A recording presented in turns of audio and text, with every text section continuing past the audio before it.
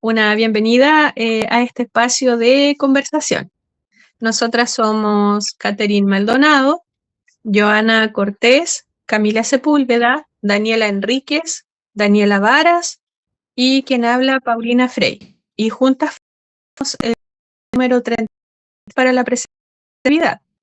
la en analizar algunos puntos de una política pública con perspectiva de género.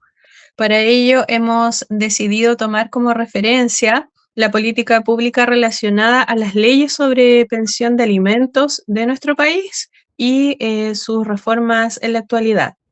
Para comenzar, haremos un poco de contextualización sobre el tema. Una de las frases más comunes de las mujeres a nivel país ha sido: he tratado y he mendigado pensión de alimentos al padre de mis hijos porque este no paga, y muchas veces tengo que hacer favores para que se haga pago efectivo, o recurro a lugares y no hallaban cómo obtener este pago de las pensiones. Y esto lo podemos ver a lo largo de la historia, no solamente en los hogares más vulnerables, sino también en los hogares famosos como Pamela Díaz, Acapola. Se ha visto en los matinales cómo las mujeres han declarado que por años sus parejas no han pagado la pensión de alimentos, vulnerando los derechos de ella como mujer y también la de sus hijos. Sí, y así comienza un poco contextualizando este tema, que tiene que ver con lo mismo también, ¿cierto? Así es, a partir de la problemática que señala la compañera, entonces es que surgen algunas leyes que lo que buscan es tomar medidas en cuanto a esta situación. Y la primera ley que vamos a mencionar es la 21.389, que crea el Registro Nacional de Deudores de Pensiones de Alimentos, que entra en vigencia en noviembre del año 2022 y que establece como delito de violencia intrafamiliar el no pago reiterado de pensión de alimentos. Esta medida también busca, de cierta manera, motivar el pago a través de ciertos castigos al no realizar el pago, como por ejemplo la retención de los impuestos cuando hay un trabajo, por ejemplo, con boleta honorario. En el momento de hacer la operación renta se retienen los fondos para cubrir la deuda. También está la prohibición de renovar la licencia de conducir y el pasaporte, salvo que el deudor acredite que utiliza esta herramienta para poder trabajar. Y también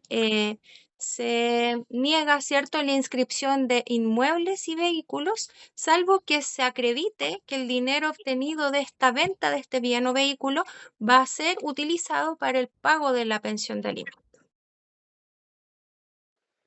Claro, de la mano de esta ley también nace la ley 21.484, que comenzó a regir el 20 de mayo del año 2023, que es la ley de responsabilidad parental y pago efectivo de pensiones, la cual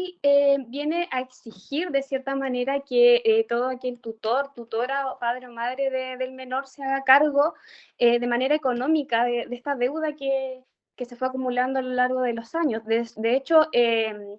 comienza a regir desde el mes de deuda, o sea, desde el mes de deuda ya se comienza, ya se puede generar la denuncia o la demanda, en este caso, a través del Tribunal de Familia, quien es la entidad que se hace cargo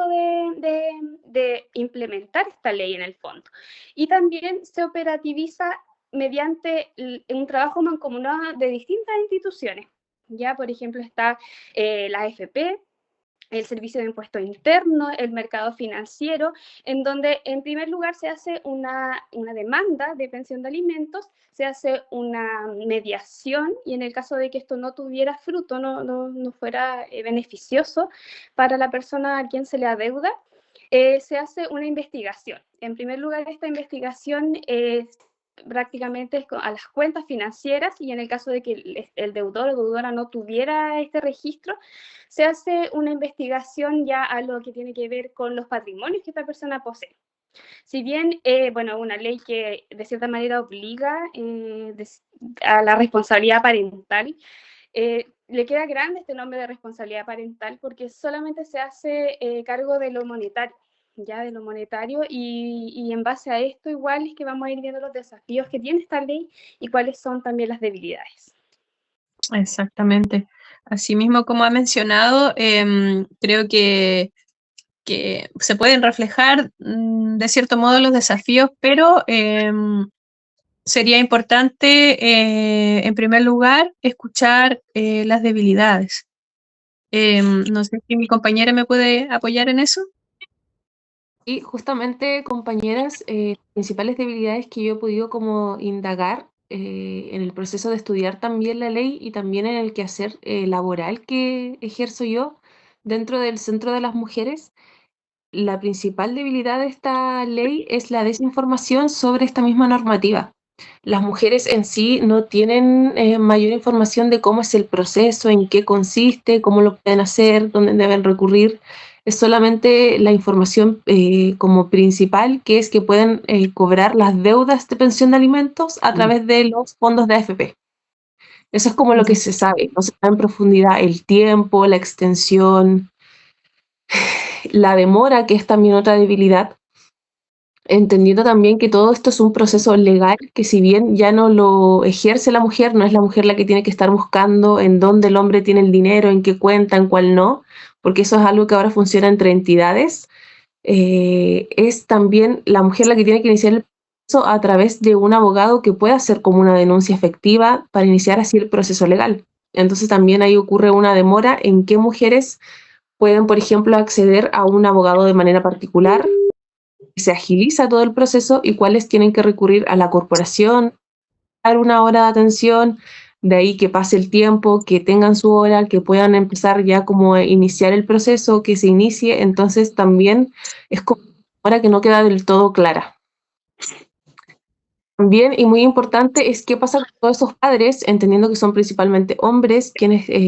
deben estas pensiones de alimento, qué pasa con esos padres que intencionalmente buscan trabajo de manera independiente para irresponsablemente no pagar las pensiones de alimento. ¿Qué pasa con esos padres que todo su patrimonio lo ponen a nombre de otras personas con la intención también de que no puedan ser destinados como al pago de esa pensión? Entonces, que tiene todos esos vacíos principalmente, que para mí, como crítica, también es una debilidad muy grande, es que esta política pública, que si bien tiene perspectiva de género, considero que sigue ejerciendo como los estereotipos de género, entendiendo al hombre y visualizándolo al hombre como el proveedor del hogar, como el único rol ejercido para él como en la entrega de lo monetario, y quien aún continúa con las labores de cuidado, con la responsabilidad, la que no tiene tiempo, la que se lleva todas las cargas, sigue siendo aún la mujer. Entonces la principal debilidad creo que es que la ley manifestando los estereotipos de género, aún en la actualidad. Sí, de todas maneras. Es importante entonces también hablar, yo creo que existen varios desafíos ahí presentes.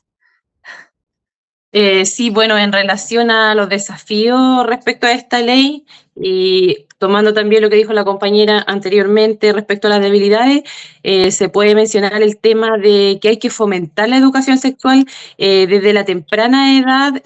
sobre el rol parental, independientemente si son padres separados o no, pero este debe ser llevado de manera equitativa, deben atender las necesidades básicas del niño o la niña en materia de vestuario, salud, educación.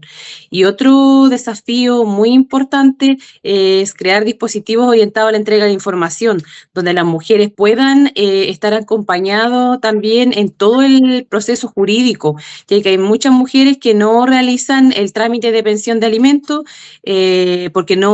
tienen un desconocimiento en el ámbito legal. Y por último, el tema de qué va a pasar con las pensiones a futuro. ¿Cuál va a ser las consecuencias para las pensiones de los hombres en el futuro, considerando que ahora ellos están pagando su pensión de alimento a través de los fondos que ellos tienen en la AFP? Entonces, ¿cuál va a ser el costo que le va a generar el Estado el sacar los fondos de estos padres para destinarlo a las pensiones de alimentos? Y qué importante todo esto, compañeras. A ver, como ya para ir concluyendo también sobre este tema que da para mucho hablar, Me gustaría compartir una cita, ¿cierto?, sobre el Observatorio de Igualdad de Género de la CEPAL, que en su matriz de análisis para la identificación de políticas justas menciona que para que exista una instalación de una nueva política hay que involucrar distintos sectores y niveles de implementación. Debe ser explícita en los compromisos políticos y administrativos que sustentan la política. Esto se refiere al criterio, habla del criterio de transversalización, el cual creo que como grupo, ¿cierto? Y en lo personal también concluimos que no se toma muy en cuenta al hablar sobre una política pública con perspectiva de género, ya que esta política, estas leyes de pensiones de alimentos están pensados desde este modelo neoliberal, ¿cierto? En donde está primando, en donde está siendo objetivo el dinero, que claramente sí, porque suple la necesidad básica de alimentación. Pero, ¿qué pasa con las niñas y los niños en el fondo? Porque estamos hablando de ellos también aquí. Exactamente. Sí, bueno, también el Servicio Nacional de la Mujer y Equidad de Género, tras 2 meses de haberse implementado esta ley, que fue el 20 de mayo del 2023,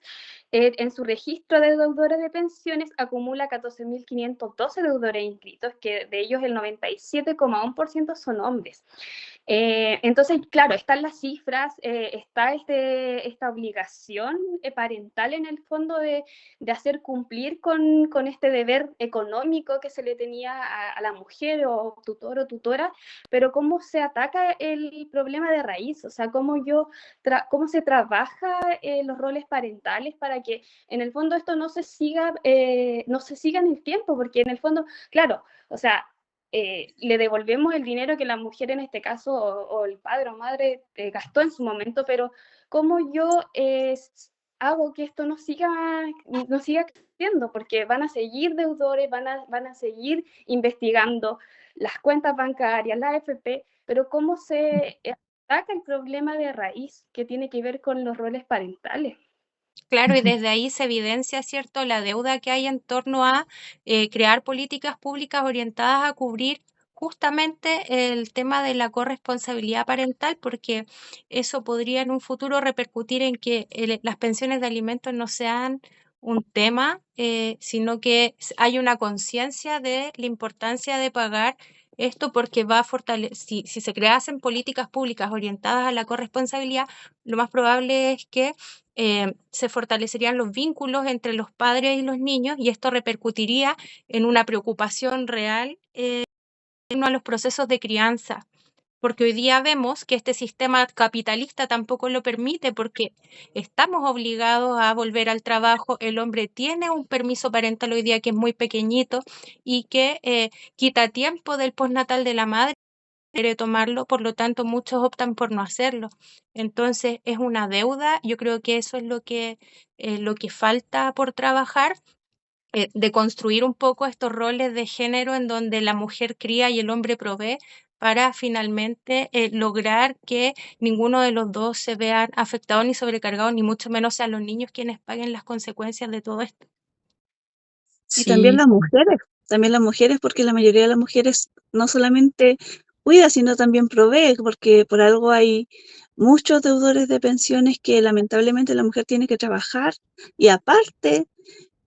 no queda tiempo para los niños, o al revés, o trabaja mucho, ¿cierto? O trabaja menos porque no tiene el horario para trabajar, porque tiene que quedar solamente 100% cuidado de los niños. Y esa es la problemática que hoy abarca muchas veces a las mujeres.